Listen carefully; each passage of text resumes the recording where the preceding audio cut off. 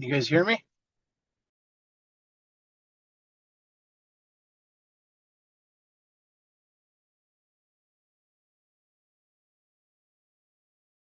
Oh, birthday card for Storm. Yes.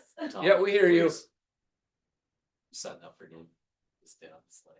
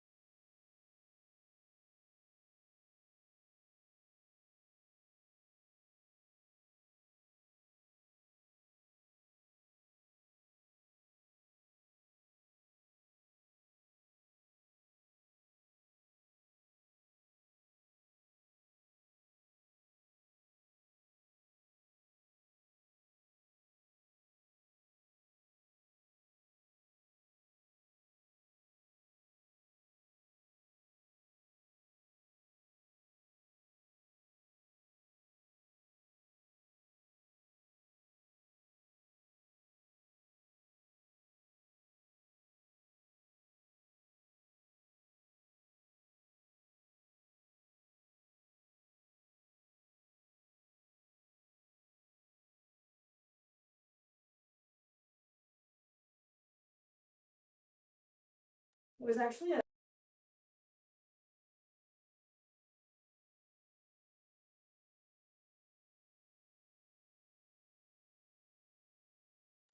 I heard a pen crack, sorry.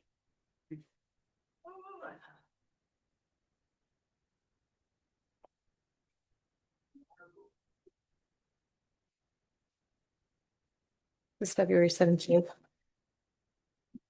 Anyway, we'll get this thing started. We'll call this meeting to order. I believe the only thing on the agenda is the unfortunate topic of the board vacancy after Miss Peach has passed away. So I don't know where we want to start, but I would like to hear from Miss Wamstead. If you have an update from our previous meeting, and then maybe a recommendation as to where we should begin. Certainly. Madam Chair, members of the board, As we previously discussed, I took a look at the statute and statutes relating to filling a vacancy and an open position midterm on the Board of Commissioners. So as we previously discussed, when there's a vacancy on the board, it is the remaining 4 members of the board's obligation to appoint somebody to fill that vacancy. The time of the vacancy triggers the need to place this position on the ballot for the next general election. So, regardless of when you make an appointment, the position will be on the ballot at the next general election, which is November of this year.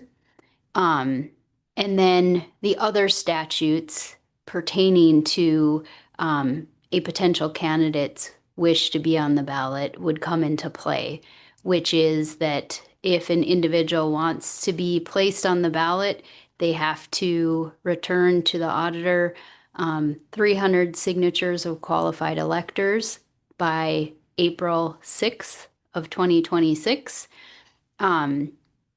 Anyone that receives that threshold of signatures and also files the other necessary documentation by that April 6th date would be on the primary election ballot. The primary election would take place on June 9th.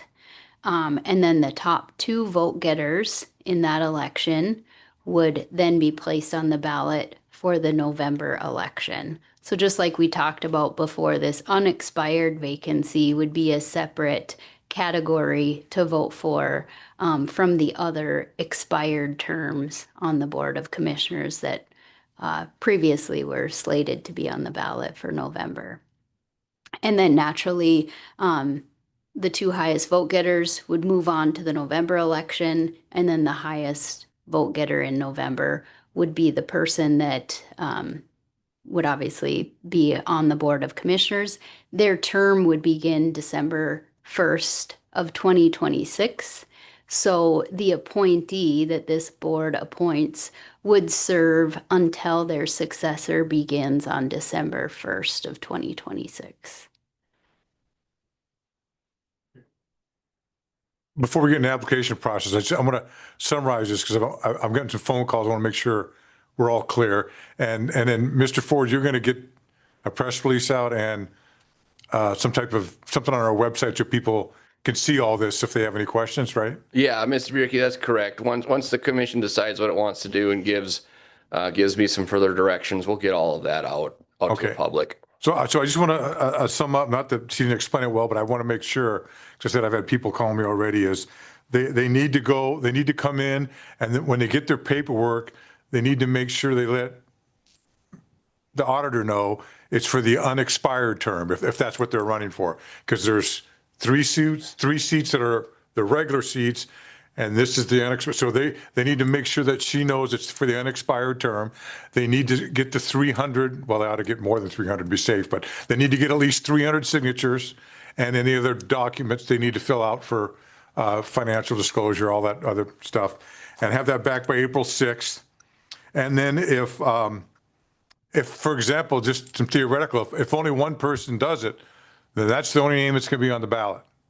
If only one person turns in. If 4 people turn in 300 signatures for this position, then there'll be 4 people on the ballot. And when it's the top 2 vote getters, for example, if it's only one person turning in signature, we'll go John Doe. So John Doe's on the ballot, and Susie Smith goes in as a write-in and gets the most votes, then she would be the second one. Is that correct, Ms. Wamstead? So long as if Susie Smith was running on a write-in only, Right. she would have to obtain the number of votes required to petition in. So if she was a write-in at the primary, she would have to obtain 300 signatures Okay. in order to make it on the November ballot. Okay, see, that's what I want, okay. So that's why I want to make sure we're all, so if it's a write-in, they have to get a minimum of 300 votes to be on the ballot. Then,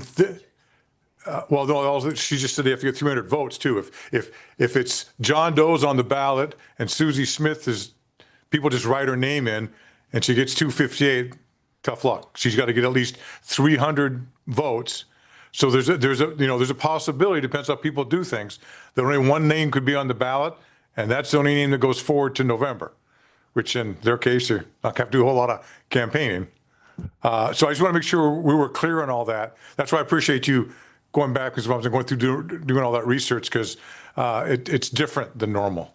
So I just want to make sure that's clear, and we'll get this all on the website, and we'll also, when we get to the application process, we'll go through that and summarize that and make sure that's all on the website too, because there's two different things we're doing here. We're taking applications and having a process to appoint someone to last in December, and then we're also having a fourth seat up for election, and it's basically the same, but it is a little different than normal. So I just want to make sure we're all, I know I'm not trying to, you understand what I'm saying? No, I appreciate it. Yeah. Yeah. Madam Chair, so what if somebody applies but is not interested in running for the position?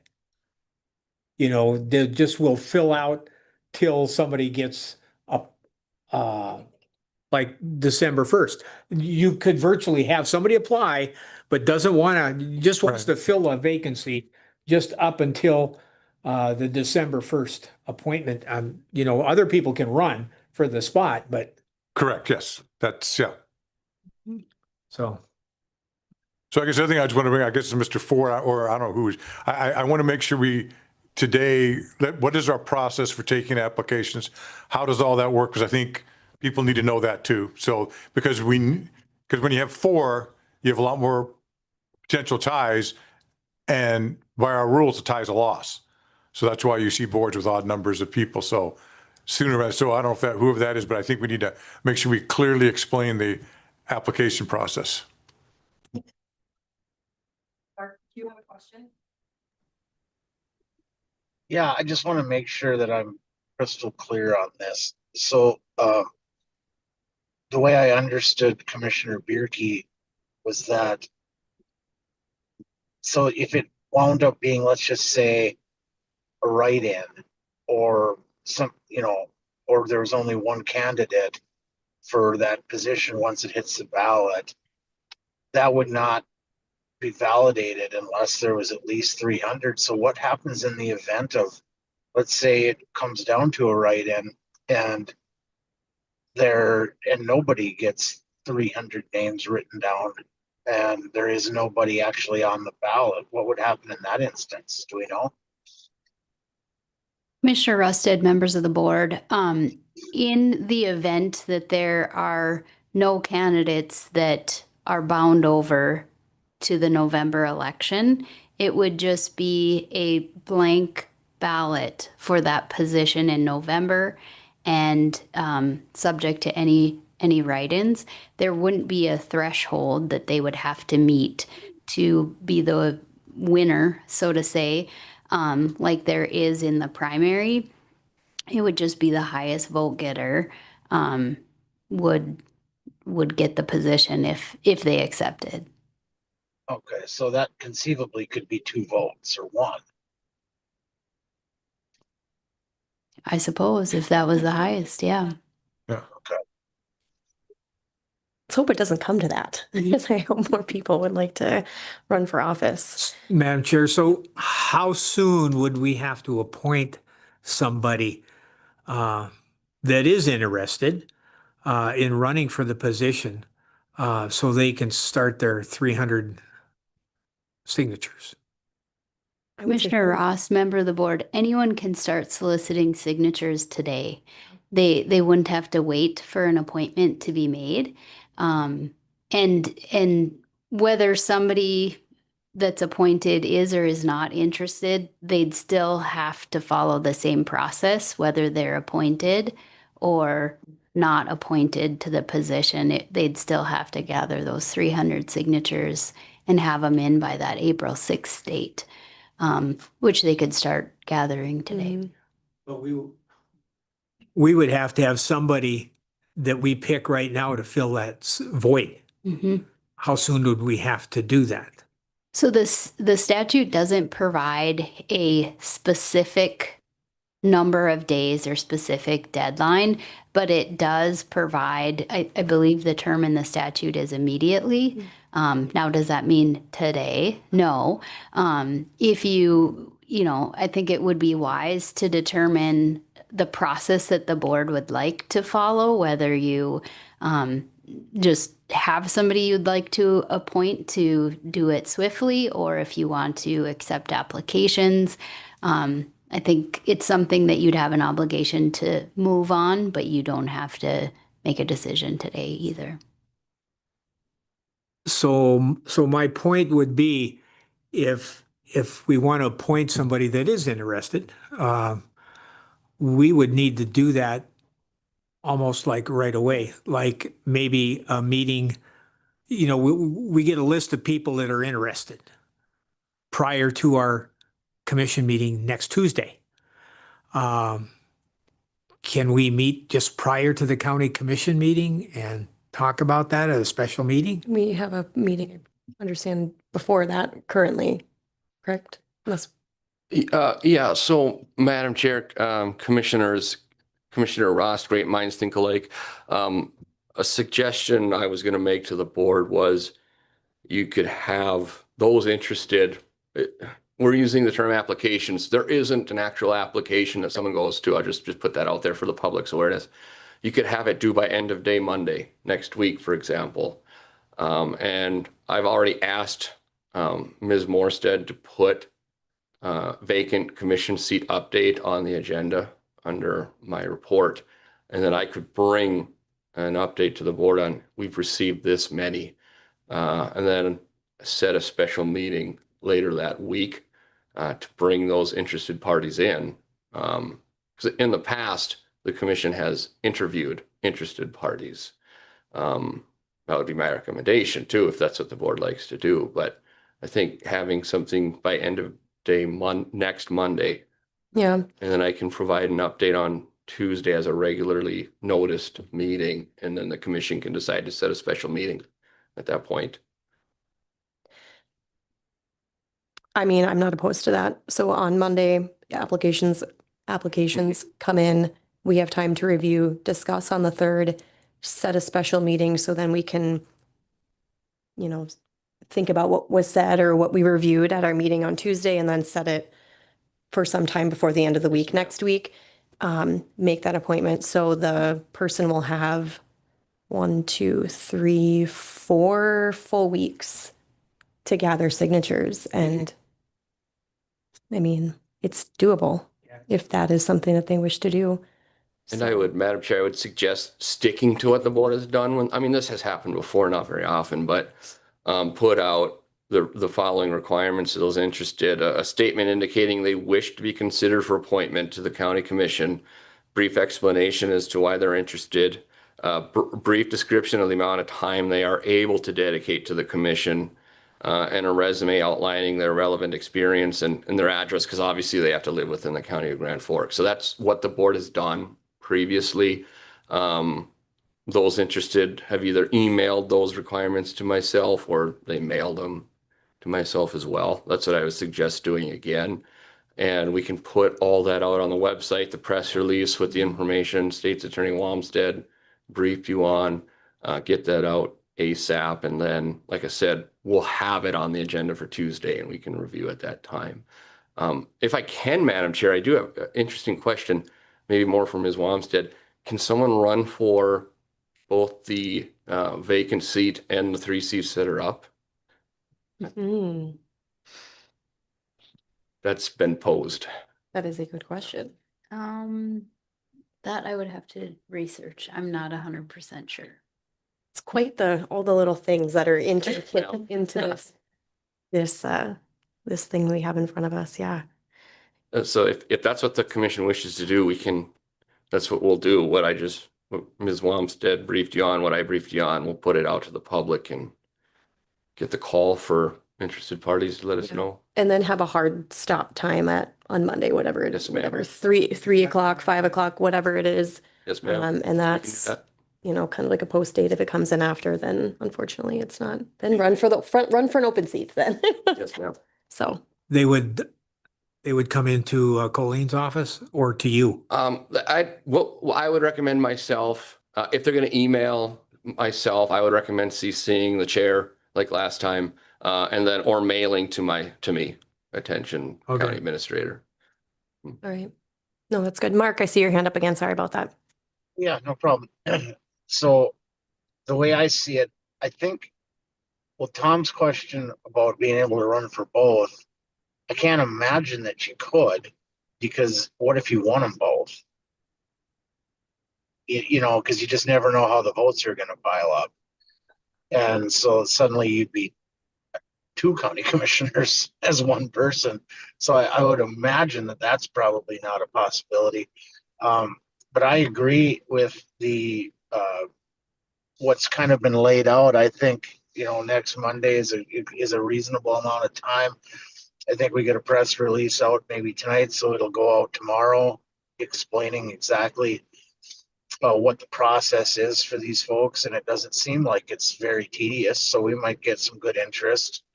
I mean, I'm satisfied with where this has gone, and so therefore I'd be, yeah.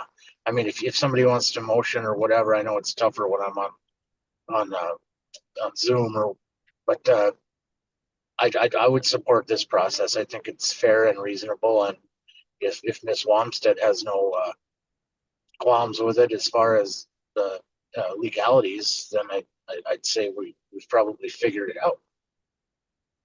Does anybody have any objection to what we've already discussed? I just want to bring up a couple of things.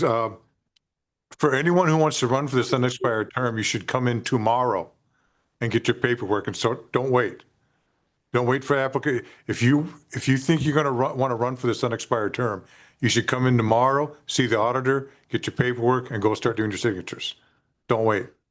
And then as far as the application, so what you said, I just want to be clear then, we're going to take the statement of intent, I'll call it, your process there, has to be in by 5:00 PM Monday. That information to Mr. Ford, the county administrator. And then Tuesday, we'll just be setting a meeting because there's going to be nothing to review. I mean, because we're not making a decision. You'll just give us the information on these applicants. We can study in our own time or whatever. And then when we have that, we will set the next meeting and at that point we would do the interview process. I would assume then we would probably ponder that. And then at the next regular meeting, we could appoint someone. I would prefer not to interview people and decide right then. I don't think that gives me time to think. Well, some people might say, no matter how much time, but I'd like to have a little more time to process what the people say. So I'd like to have it at the special meeting, just be the interview process. And then, because that'll be in between anyway, then the following week at the regular meeting, second meeting in March, we could then vote on a decision. I don't know where I would prefer a week to think about it. I don't know where you guys are at. Rick else. So you're saying you don't want to vote until the 17th of March? Well, yeah, because I'm a little leery of interviewing people. No, that's fair. And then deciding right then I like to ponder things a little more than that. Okay. Because they're not going to be there to the next meeting anyway. The only thing that might throw a wrench in it is I'm supposed to be in Washington on the 17th. I'm assuming I'll still be at a commission meeting, but I don't know what our schedule is like, so I can't guarantee that. So I know Gracie's been in contact with the city and everything is not I don't think anything is in like concrete details. But the 17th is the day that we're going to be in meetings. I can try and get some more clarification from the city, but if not, maybe we would have to do the vote meeting the week before.